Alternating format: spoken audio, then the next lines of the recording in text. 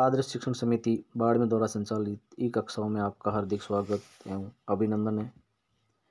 विषय सामाजिक विज्ञान, कक्षा 8, पुस्तक संसाधन एवं विकास का अपन चौथा अध्याय पहले प्रारंभ कर चुके हैं। कृषि, जो आज अपन कृषि में जो मुख्य फसलें कौन कौन सी बोई जाती है उसका अध्ययन प्रारंभ करने जा रहे हैं।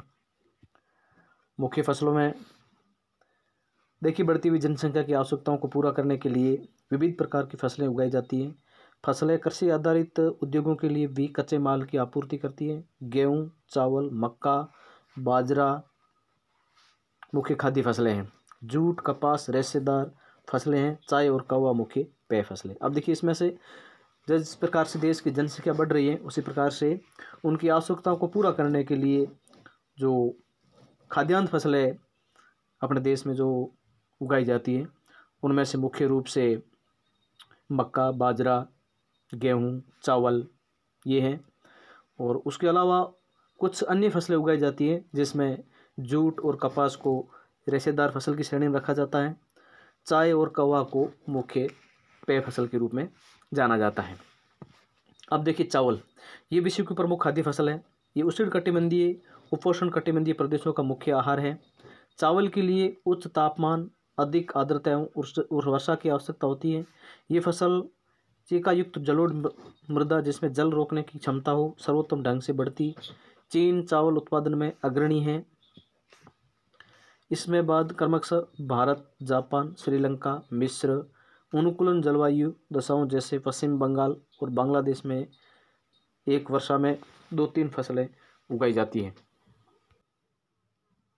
अब देखिए, चावल है विश्व की मुख्य खाद्यान्न फसल है, यानी अधिकतर जनसंख्या वो चावल का उपयोग करती है।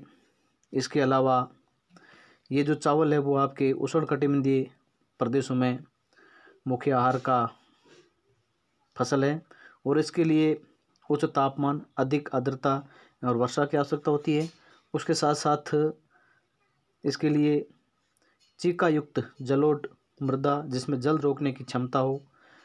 और दूसरा ये चावल है वह आपके चीन जो चावल उत्पादन में सबसे अग्रणी देश है, यानी सबसे अधिक जो चावल का उत्पादन होता है वो चीन में होता है।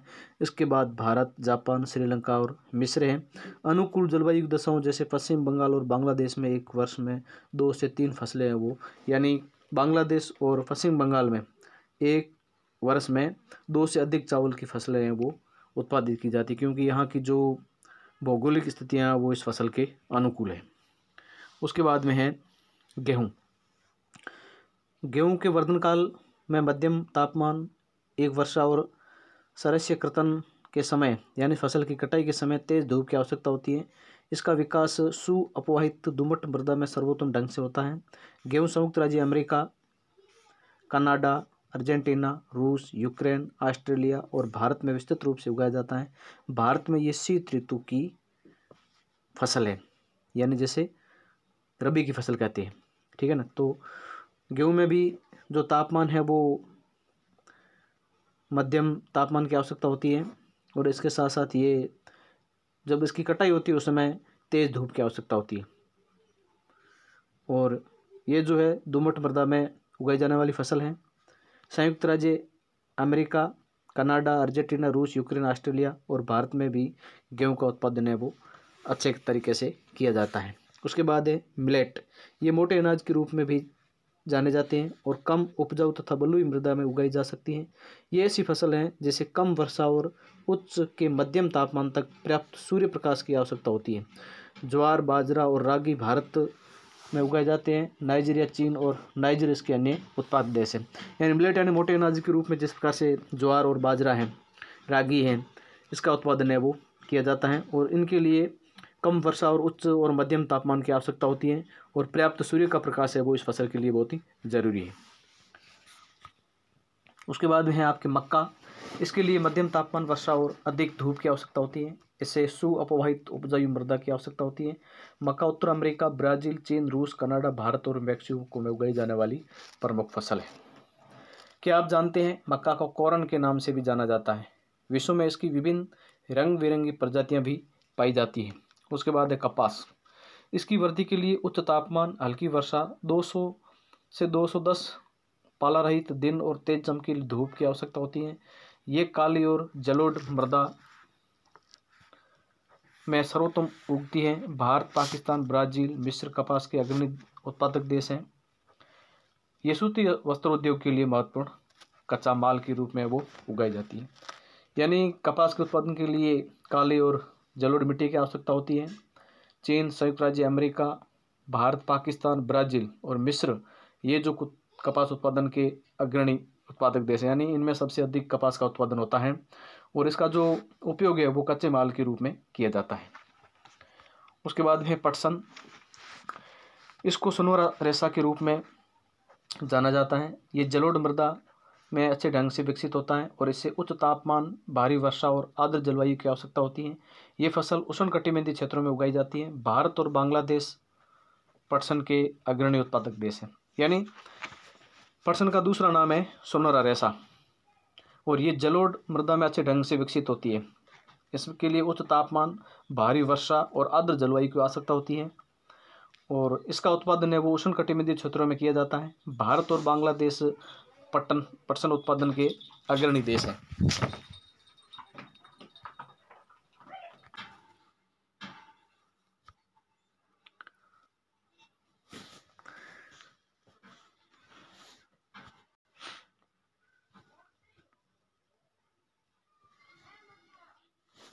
उसके बाद में आपके कॉफ़ी।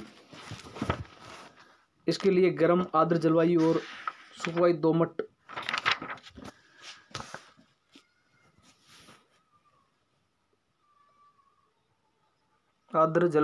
सुअपवाहित दोमट मृदा की आवश्यकता होती है। इस फसल की वृद्धि के लिए पर्वतीय ढाल अधिक उपयुक्त होता है। ब्राज़ील कॉफ़ी का अग्रणी उत्पादक है और इसके पश्चात कोलंबिया और भारत। यानी कॉफ़ी है वो जहाँ अधिक ढाल वाले भागों में की जाती है और पर्वतीय क्षेत्र की ये फसल है।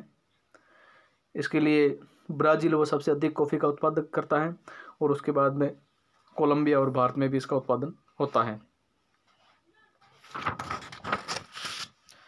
अब है चाय, जिससे आप सभी परिचित हैं। चाय बागानों में उगाई जाने वाली एक पेय फसल है। इसकी कोमल पत्तियों की वृद्धि के लिए ठंडी जलवायु और वर्ष भर समय वितरित उच्च वर्षा की आवश्यकता होती है। इसके लिए सुअपवाहित दोमट मृदा, मंद ढाल की आवश्यकता होती है। पत्तियों को चुनने के लिए अधिक संख्या में श्रमिकों की भी आवश्यकता होती है। यानी चाय है वो एक बागानी फसल है और इसके साथ साथ एक पेय फसल है और इसके लिए कोमल पत्तियों की वृद्धि के लिए, यानी इसकी जो पत्तियां हैं वही जो कोमल होती हैं, उसकी वृद्धि के लिए कौन सी जलवायु की आवश्यकता होती है? वहाँ ठंडी जलवायु और वर्ष भर समवितरित उच्च वर्षा की आवश्यकता होती है। इसके लिए सुअपवाहित दोमट और जो मृदा है वो दोमट होनी चाहिए और मंद ढाल की भी आवश्यकता होती है और पत्तियों को चुनने के लिए अधिक श्रमिकों की आवश्यकता होती है। यानी जब फसल तैयार होती है उस समय अधिक श्रमिकों को लगाना पड़ता है पत्तियों को चुनने में। अब कृषि का विकास। कृषि का विकास संबंधित बढ़ती जनसंख्या की बढ़ती मांग को पूरा करने के लिए कृषि के उत्पादन को बढ़ाने की दिशा में दिए जाने वाले प्रयासों में से ये कई तरीकों से प्राप्त किया जा सकता है। जैसे बोए गए क्षेत्र में विस्तार करके, बोई जाने वाली फसलों की संख्या बढ़ाकर, सिंचाई सुविधाओं में सुधार करके, उर्वरकों और उच्च उपज देने वाले बीजों के प्रयोग द्वारा कृषि का मशीनीकरण भी कृषि के विकास का एक अन्य पहलू है।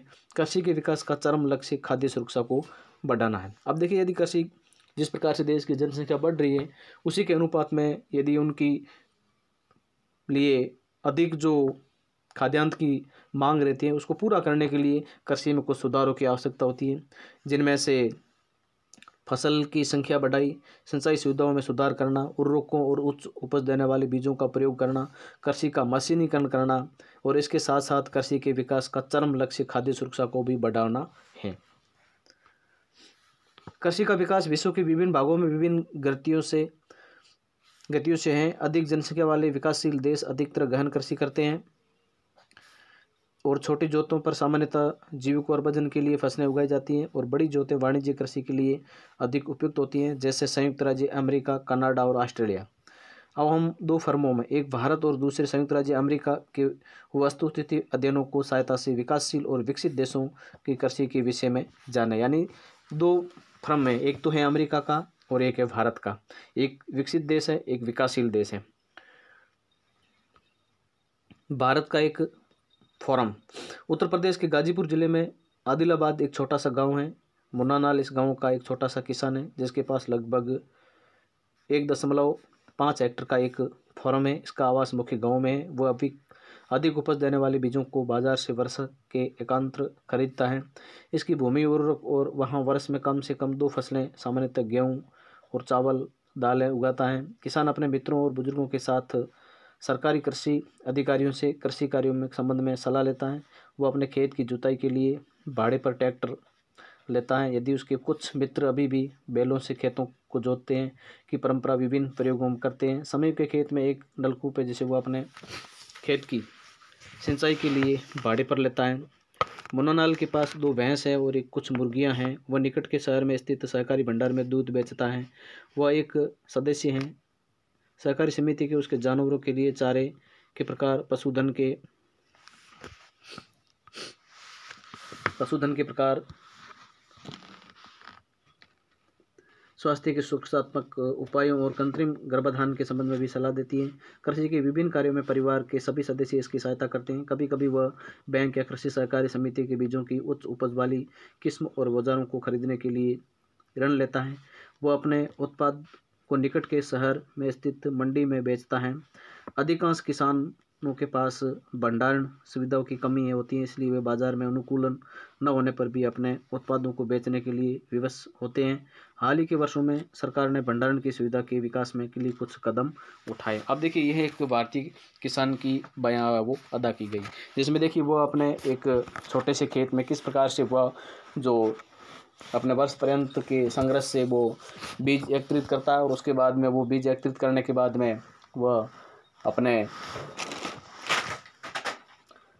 जो कृषि कार्य करता है उसमें जो मशीनीकरण है उसको भी वो भाड़े पर लाता है। उसके पास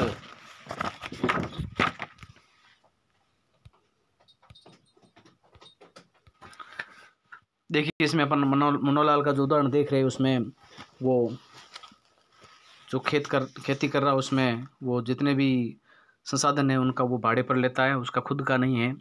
लेकिन यहाँ तक कि सिंचाई के लिए पानी भी वो भाड़े पर लेता है। उसके पास कुछ जानवर है, उन जानवरों से जो दूध का उत्पादन होता है वो संबंधित जो पास में शहर है उसमें बेचता है।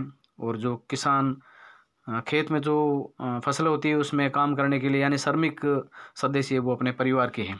अब इसके बाद एक जो ये तो विकासशील देश की बात हुई, अब विकसित देश की अपन बात करते हैं वहाँ किस प्रकार से कृषि कार्य है वो किया जाता है। जहाँ एक संयुक्त राज्य अमेरिका का एक फॉर्म है। संयुक्त राज्य अमेरिका के एक फॉर्म का औसत आकार भारतीय फॉर्म की तुलना में बहुत बड़ा है। संयुक्त राज्य अमेरिका में एक प्रारूपिक फॉर्म का आकार 250 हेक्टर होता है। किसान सामान्यतः फॉर्म में रहता है। मक्का, सोयाबीन, गेहूँ, चुकंदर यहाँ उगाई जाने वाली कुछ महत्वपूर्ण फसलें हैं।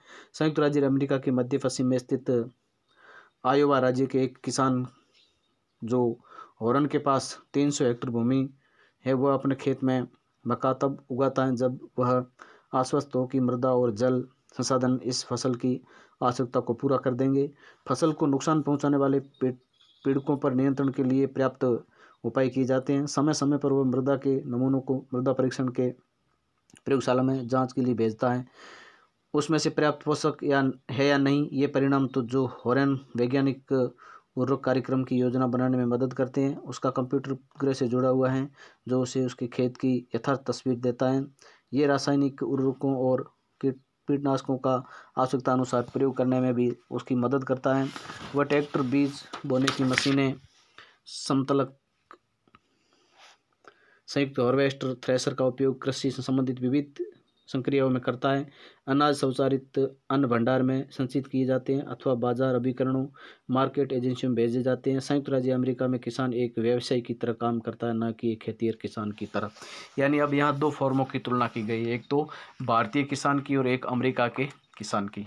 अब देखिए अमेरिका के किसान के पास बहुत सारे संसाधन वे स्वयं के हैं और उसके पास जो उसका खेत है वो एक मतलब जिस प्रकार से कंप्यूटर से जुड़ा हुआ है उसकी तस्वीर भी नेट के माध्यम से आप तक पहुंचती है। और उसके जितने भी मिट्टी के परीक्षण हैं, फिर उसमें कौन सी फसल बोई जाती है, उसके लिए कौन सा खाद देना है, कीटनाशकों का जो छिड़काव है कब करना है, यानी समय समय पर यहाँ जो कृषि अधिकारी हैं वो आते हैं और देखते हैं, उसके अनुसार वो काम करता है। दूसरा, जिसके जो भारतीय किसान के पास जो अपना 1 हेक्टर की बात की है वो 1.5 हेक्टर है, और यहाँ लगभग 250 हेक्टर की अब बहुत बड़ा उसके पास खेत है। यानी एक वो जो एक अमेरिका का किसान है वो एक व्यवसायी की तरह खेती करता है, और भारतीय किसान वास्तविक एक खेतीर के रूप में किसान करता है। इसलिए यानी एक विकासशील राष्ट्र की कहानी है और दूसरी विकसित राष्ट्र की कहानी है। यानी जो अमेरिका में खेती होती है वहाँ पूर्ण रूप से वो जो तकनीकी संसाधन है उसके हिसाब से होती है, और भारतीय जो किसान खेती करता है वो अभी भी पारंपरिक तरीके से खेती करता है। इसलिए दोनों देशों के उत्पादन में भी अंतर है। कक्षा कार्य में 4 प्रश्न है आपके। चावल की फसल के लिए कैसी जलवायु की आवश्यकता होती है। दूसरा प्रश्न है मक्का के मुख्य उत्पादक देश कौन कौन से हैं। तीसरा प्रश्न है कपास उत्पादन के लिए कौन सी मिट्टी उपयुक्त मानी गई है। चौथा प्रश्न है कॉफ़ी का प्रमुख उत्पादक देश कौन सा है। और उसके बाद में ये आपके अभ्यास प्रश्न है, ये आप कर लेना।